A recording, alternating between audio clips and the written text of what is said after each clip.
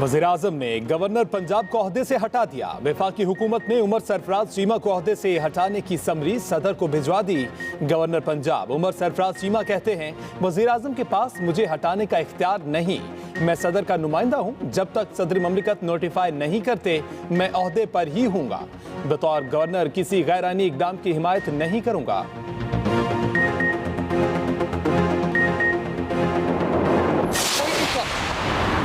Election वाले दिन polling day के ऊपर, पोलिंग स्टेशन के ऊपर रियासती ताकत का इस्तेमाल करते हुए गुंडागर्दी के जरिए अपने मुखालफों को मार पीट के भगा दे, भागने पे मजबूर कर दे और फिर कहे कि जनाब मैं तो इलेक्शन धौंस-धांधी से इस तरह के अगर इस तरह के इलेक्शन हमने करवाने। मियां हमजा शहबाज के पास इतनी तादाद अरकान असेंबली की और इतने हमायती वोट मौजूद थे, तो इस तरह से जो है इलेक्शन कंट्रोवर्शियल नहीं बनाने की जरूरत थी। गवर्नर पंजाब ने हमजा शहबाज की हल्फ बर्दारी की तकरीब मौखर कर दी। उमर सरफराज चीमा की लाहौर में न्यूज कॉन्फ्रेंस। कहते हैं, हमजा शहबाज का बतौर वजीर आला पंजाब इंतखाब मुतनाज़े है। सेक्रेटरी असेंबली की रिपोर्ट में सामने आने वाले शवाहिद को सामने रखते हुए हल्फ बर्दारी मौखर की है। कल पंजाब असेंबली में जो कुछ हुआ वो शर्मनाक है। गुंडागर्दी करके लोगों को हिरासा किया जा रहा है। जिम्मेदारों को देखना चाहिए मामलात किधर जा रहे हैं। हमजा शहबाज के पास अक्सरियत थी तो इलेक्शन मुतनाज़ बनाने की क्या जरूरत थी। डिप्टी स्पीकर ऐवान में पार्टी बने रहे। ऐवान में ये इंतहाई गलत मिसाल कायम होने जा रही है। पंजाब में एक के बाद एक सियासी बहरान। नौमुंतखब वज़ीर आला हमजा शहबाज ने हल्फ गवर्नर से लेंगे या स्पीकर से फैसला ना हो सका। हमजा शहबाज के वज़ीर आला बनने का नोटिफिकेशन जारी। डिप्टी स्पीकर की तरफ से जारी नोटिफिकेशन गवर्नर हाउस को मिल गया। सरकारी टीवी के मुताबिक हल्फ बर्दारी की तकरीब रात 8 बजे गवर्नर हाउस में होने का ऐलान कर रखा है। नून लीगी रहनुमा ताताड़ कहते हैं, हमजा शहबाज आज रात हल्फ ले रहे हैं। इत्तलात हैं गवर्नर पंजाब भी सदर आरिफ अलवी की तरह हल्फ लेना नहीं चाहते। हमारा पैगाम है, अगर आप हल्फ नहीं लेना चाहते तो किसी और को नामजद कर दें।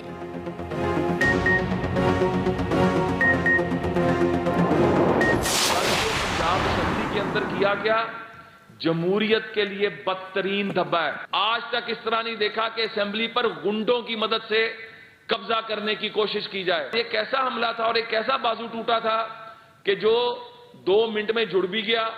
तो ये झूठ सारा सामने आएगा। हमने पूरी फुटेज निकाल ली है और जो उसके अंदर आ रहा है उसके खिलाफ एक्शन होगा। जाती गार्ड और अपनी जाती फोर्स के लोग बुलाए गए थे। उनको चौधरी परवेज इलाही साहब ने अपनी निगरानी में हाउस के अंदर छलांग लगाकर ऑपोजिशन बेंचेस पर हमला करने की हिदायत जारी की। पंजाब असेंबली में हंगामा आराई करने वालों के खिलाफ घेरा तंग। मुस्लिम लीग नून का पंजाब असेंबली में हंगामा आराई की तहकीकात का फैसला। कार्रवाई के लिए फुटेजेस हासिल कर ली गई। नून लीगी रहनुमा राना मशहूद और अता ताड़ की मुश्तरका न्यूज कॉन्फ्रेंस। कहा, कौम ने पीटीआई और काफ लीग का असल चेहरा देख लिया। पंजाब असेंबली में कल जो हुआ वो तारीख का स्याहबाब है। हंगामा आराई में जो भी मुलव्विस होगा उनके खिलाफ कार्रवाई होगी। राना मशहूद ने परवेज इलाही की जानिब से तशद्दुद का इल्जाम भी मुस्तरद कर दिया। अता तारड़ बोले, अगर 3 अप्रैल को इलेक्शन हो जाता तो कौन सी कयामत आ जाती। नंबर गेम मुकम्मल ना होने पर असेंबली इजलास बार बार ताखीर का शिकार किया गया।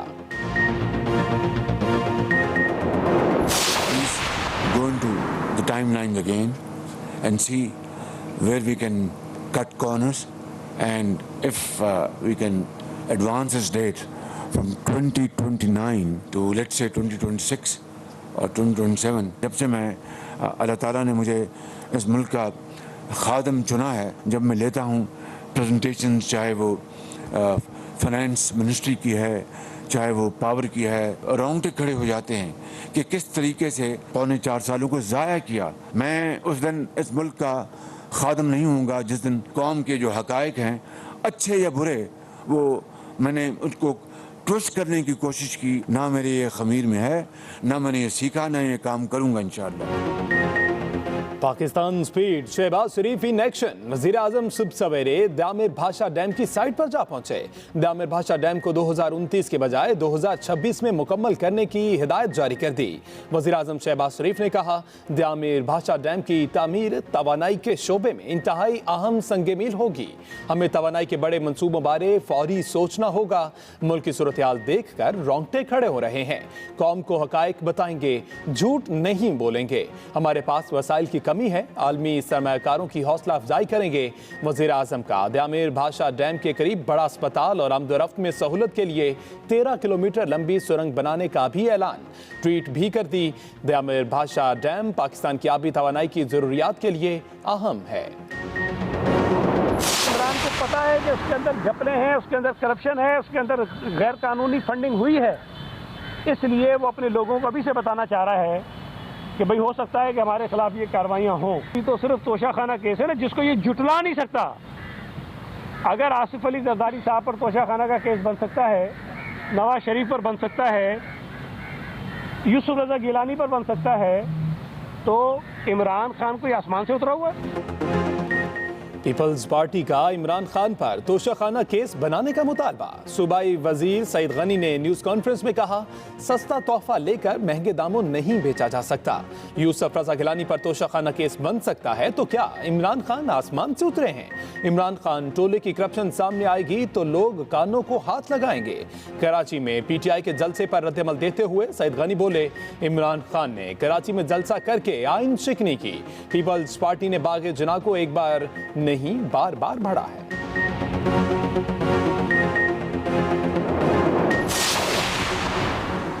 सबसे ज्यादा टैक्स देने वाले शहर और पाकिस्तान की माशी शहरक के साथ अपने दौर इक़्तिदार में क्या किया? तर्जुमान मुस्लिम लीग नून मरियम औरंगजेब का पीटीआई के कराची जलसे पर रद्द अमल।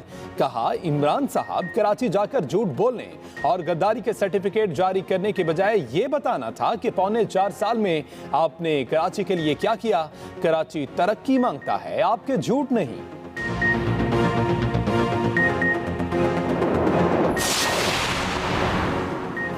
कौमी असम्बली और पंजाब के बाद सियासी तब्दीली की ट्रेन आज़ाद कश्मीर पहुंच गई। नए वज़ीर आज़म के इंतखाब के लिए कानून साज असम्बली का इजलास कल तलब।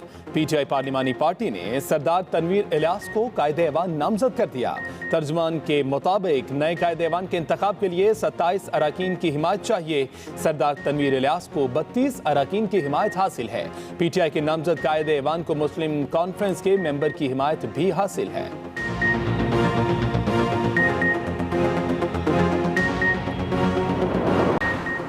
हंगू में कौमी असम्बली की नशिस्त पर ज़िमनी इलेक्शन। पोलिंग का अमल मुकम्मल होने के बाद वोटों की गिनती जारी। हल्का NA33 के 3,14,000 से जायद वोटर्स के लिए 200 से जायद पोलिंग स्टेशन कायम किए गए। पीटीआई, JUI और ANP समेत 5 उम्मीदवारों में मुकाबला। हंगू की नशिस्त पीटीआई के ख्याल जमान के इंतकाल के बायस खाली हुई थी।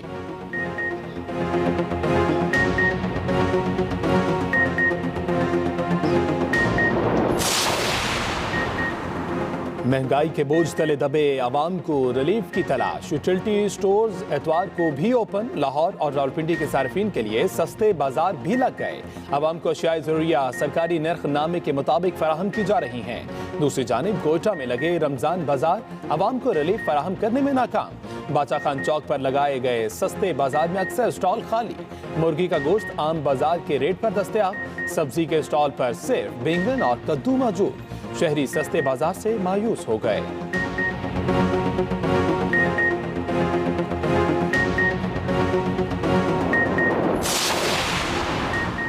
परवेज इलाही की जानिब से कला गुज्जर सिंह थाने में इंदराज मुकदमा की दरख्वास्त। कहा, हमजा शहबाज शरीफ के हुक्म पर पुलिस ने डंडे मारे। राना मसूद ने वार करके मेरा बाजू तोड़ा। पुलिस ने परवेज इलाही का मेडिकल करवाने के लिए नोटिस जारी कर दिया। उधर डिप्टी स्पीकर पर हमले के खिलाफ मुकदमा दर्ज कर लिया गया।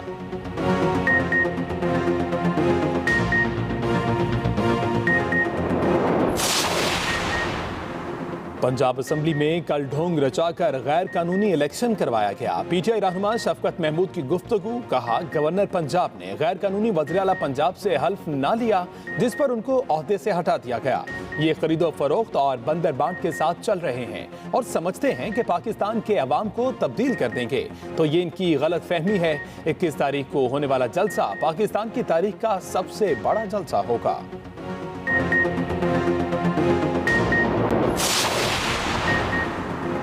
गवर्नर पंजाब उमर सरफराज चीमा की चौधरी परवेज इलाही की रिहाइश का बरामद। चौधरी परवेज इलाही की इयादत की। पीटीआई रहनुमा एजाज अहमद शाह, जमात इस्लामी के लियाकत बलोच, फरीद पराचा समेत दीगर रहनुमाओं ने भी परवेज इलाही की इयादत की।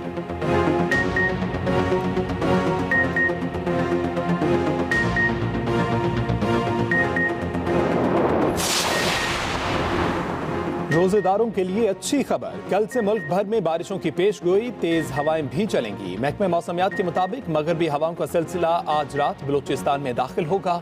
20 अप्रैल तक मुल्क के बलाई इलाकों में मौजूद रहेगा।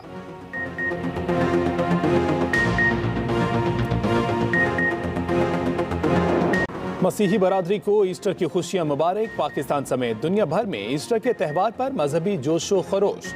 वेटिकन सिटी में होने वाली सबसे बड़ी तकरीब में हजारों अफराद की शिरकत। चेयरमैन पीपल्स पार्टी बिलावल भुट्टो ने मसीही बरादरी के नाम अपने पैगाम में कहा, अक़लियती बरादरियों के बिला इम्तियाज तहफ़्फ़ुज़, बहबूद और तरक्की के लिए आईनी ज़मानतें दिलवाना पीपल्स पार्टी का तुर्रा इम्तियाज है।